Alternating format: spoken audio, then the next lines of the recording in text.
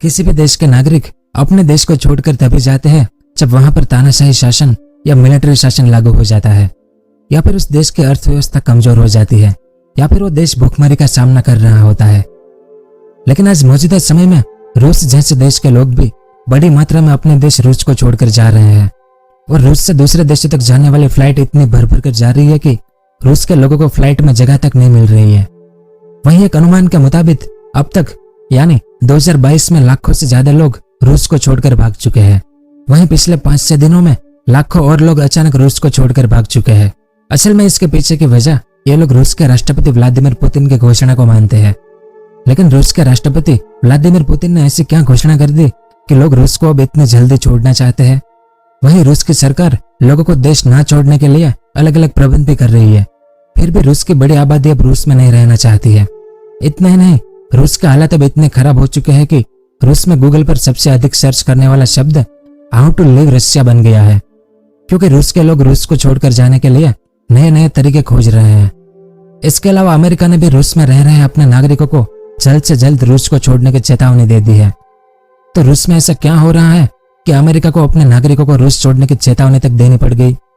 तो आज के इस वीडियो में हम इसी के बारे में विस्तार से जानेंगे कि रूस के लोग क्यों अपने देश को छोड़कर भाग रहे हैं, रूस के लोग रूस छोड़कर किस देश में भाग रहे हैं, और क्या है रूस के राष्ट्रपति की घोषणा जिससे पिछले 4-5 दिनों में बड़ी तादाद में लोग रूस को छोड़कर भाग रहे हैं, और सामने रूस की सरकार क्या प्रबंध कर रही है लोगों को रोकने के लिए ताकि ये लोग देश छोड़कर ना भाग सके।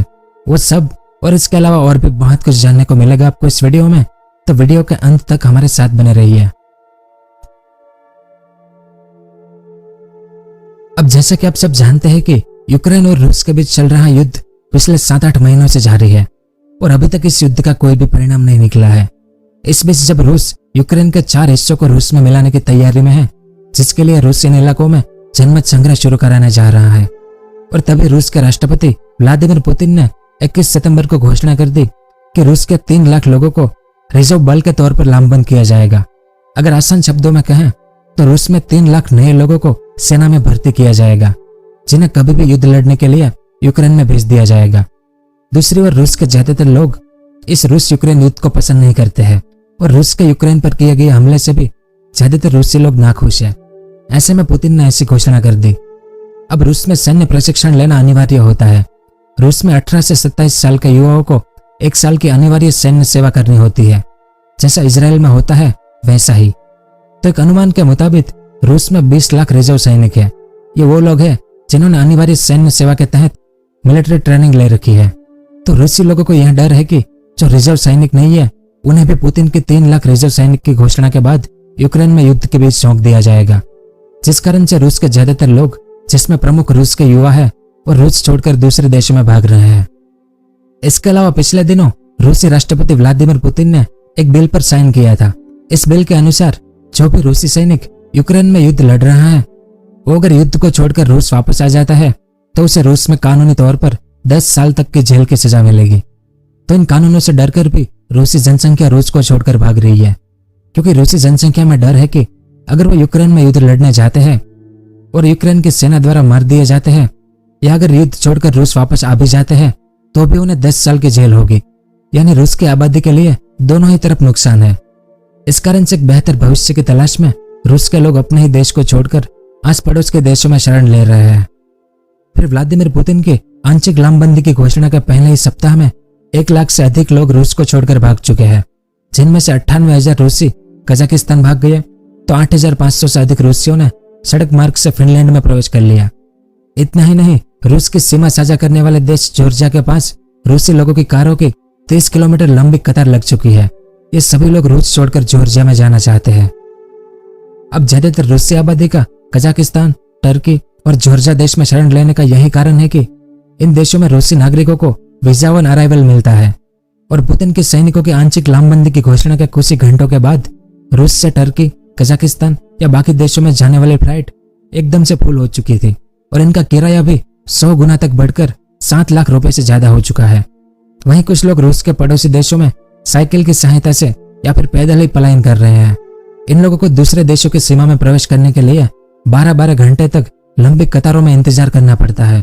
फिर भी ये लोग रूस को छोड़कर दूसरे देशों में जाना पसंद कर रहे हैं, वहीं हजारों रूसी छात्र बेहतर शिक्षा के लिए दूसरे देशों की शरण ले रहे हैं, क्योंकि उन्हें भी डर है कि कहीं उन्हें भी युद्ध में झोंक न दिया जाए। वहीं पूरी दुनिया भर के अर्थशास्त्री रूस के लोगों को इस पलायन को रूसी जनसंख्या के पलायन की तीसरी लहर कहते हैं, क्योंकि जब से रूस और यूक्रेन के बीच युद्ध शुरू हुआ है तब से रूस छोड़कर जाने वालों की संख्या में अचानक से तेजी आ गई है। जैसे रूस यूक्रेन युद्ध के शुरू होते ही पहली लहर में रूस से विदेशी पत्रकार, राजनेता और तकनीकी कर्मचारी भाग गए थे, तो कई मानवाधिकारी कार्यकर्ता, बड़ी बड़ी कंपनियों के कर्मचारियों ने भी रूस छोड़कर यूरोप में शरण ले ली थी और इनकी जनसंख्या लगभग 80,000 से 1 लाख तक की थी। जिसके बाद दूसरी लहर जुलाई तक में आ गई थी, जिसमें रूस के मध्यम और उच्च वर्ग के लोग शामिल थे। इन लोगों को विदेश में परमानेंट रहने के लिए अधिक समय की आवश्यकता थी, क्योंकि इन लोगों को अपने व्यापार को बेचने और बच्चों की स्कूली शिक्षा समय समाप्त होने तक प्रतीक्षा करनी पड़ी। इस कारण से इन्होंने जुलाई में रूस छोड़ दिया और ऐसे लोगों की जनसंख्या लगभग 20,000 के आसपास थी। और इतना ही नहीं, एक रिसर्च के अनुसार साल 2022 की समाप्ति तक 15,000 रूसी करोड़पति रूस छोड़ देंगे। और इसके बाद रूस छोड़ने वाले लोगों की तीसरी लहर वर्तमान समय में चल रही है, जब रूस के राष्ट्रपति ने 3 लाख रिजर्व सैनिकों की आंशिक लामबंदी यानी पार्शियल मोबिलाइजेशन की घोषणा की है। इसके अलावा एक तरफ जर्मनी के गृह मंत्री ने देश छोड़कर आ रहे रूसियों के स्वागत की बात की है, तो वहीं लिथुआनिया, लातविया, एस्टोनिया और चेक रिपब्लिक जैसे देशों की सरकार रूसी शरणार्थियों को शरण देने से इनकार कर रही है। इसके अलावा यूरोप के ज्यादातर देशों ने भी रूस यूक्रेन युद्ध के कारण रूसी नागरिकों पर प्रतिबंध लगा रखा है। फिर राष्ट्रपति व्लादिमीर पुतिन के आंशिक लामबंदी की घोषणा के बाद रूस के आम लोगों के घरों में रूसी सरकार के द्वारा फोन करके लोगों को सेना में भर्ती होने की अपील करना भी शुरू हो गई है और कई लोगों को रूसी पुलिस उनकी सेना में भर्ती होने के लिए मजबूरन उठा कर ले जा रही है। वहीं इस घोषणा के बाद पूरे रूस में कई विरोध प्रदर्शन भी हो रहे हैं, जिसकी वजह से 1500 लोगों को इसके लिए हिरासत में भी लिया गया है।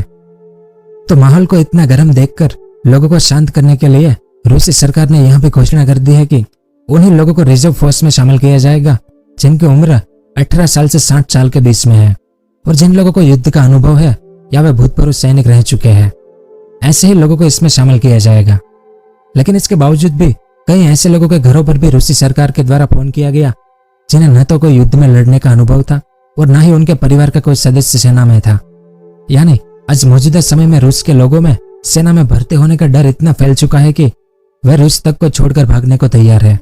लेकिन जो लोग रूस छोड़कर भाग नहीं सकते हैं, ऐसे रूस के लोग घर में ही अपना हाथ तोड़ रहे हैं ताकि उन्हें सेना में भर्ती ना किया जा सके। और बात यहीं पर खत्म नहीं होती। पिछले कुछ दिनों में रूस के लोगों द्वारा गूगल पर how to break your hand शब्द सबसे ज्यादा बार एंटर किया जाने वाला शब्द बन चुका है।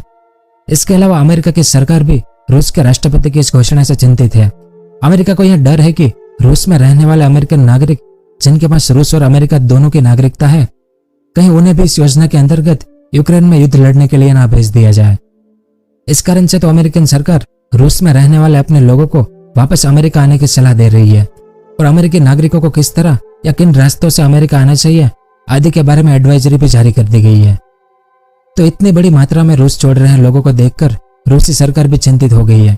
इस कारण रूसी सरकार ने 18 से 60 साल के बीच के लोगों को फ्लाइट में टिकट ना देने का नियम निकाल दिया है और लोगों में जोश भरने के लिए उनकी सेना के अनुसार पुतिन के इस ऐलान के बाद मात्र 24 घंटे के अंदर 10 लाख रूसी लोग सेना में जुड़ने के लिए आ गए हैं, जिसके कई फोटोज सेना ने इंटरनेट पर जारी किए हैं। लेकिन रूस के द्वारा इन प्रयासों के बाद भी उनके लोग अब रूस में नहीं रुकना चाहते हैं और रहने के लिए 5 पड़ोस के देशों में शरण ले रहे हैं। तो यह सब कुछ था इस वीडियो में कि क्यों रूसी लोग रूस छोड़कर भाग रहे हैं। उम्मीद है आपको कुछ जानने को मिला होगा। अगर वीडियो पसंद आया हो तो इसे लाइक जरूर करें। पूरा वीडियो देखने के लिए आपका बहुत बहुत धन्यवाद।